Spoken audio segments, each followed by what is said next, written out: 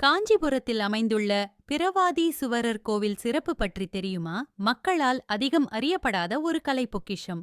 காஞ்சி புராணத்தில் தனிப்படலமாக இக்கோவிலை பற்றி கூறப்பட்டுள்ளது. காஞ்சிபுரம் பிரவாதீசுவரர் கோயில் 1300 ஆண்டுகள் பழமையான பல்லவர் கால கட்டிடக்கலையுடன் கூடிய ஓர் அபூர்வ சிவன் தலமாகும்.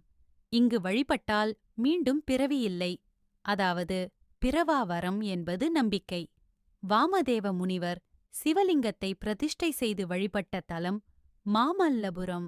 பாணியிலான சிற்பங்கள் மற்றும் மகா சிவராத்திரி அன்று மட்டுமே நடை திறக்கப்படும் அதிசயம் இக்கோயிலின் சிறப்பம்சங்களாகும்.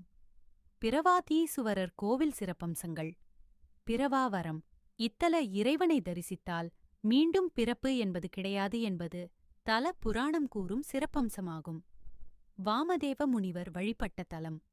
கருவில் இருக்கும்போதே முக்தியடைய விரும்பிய வாமதேவ முனிவருக்கு காஞ்சிக்கு வந்து பூஜை செய்தால் பிறவி நீங்கும் என்று சிவபெருமான் அருளிய தலம் இதுவாகும். வரலாற்று சிறப்பு. 8ஆம் நூற்றாண்டில் பல்லவ மன்னன் 2ஆம் நரசிம்மவர்மன் காலத்தில் கட்டப்பட்ட இந்த கோவில் கைலாசநாதர் கோயிலுக்கு முந்தையது என நம்பப்படுகிறது. அபூர்வ நடை திறப்பு. இந்த கோயில் வருடத்தின் எல்லா நாட்களிலும் திறந்திருக்கிறது. மகா சிவராத்திரி அன்று மட்டுமே நடை திறக்கப்பட்டு சிறப்பு வழிபாடுகள் நடைபெறும். சிற்பக்கலை. அளவில் சிறியதாக இருந்தாலும் மாமல்லபுரம் பாணியிலான நுணுக்கமான சிற்ப வேலைப்பாடுகளைக் கொண்டது. அமைவிடம்.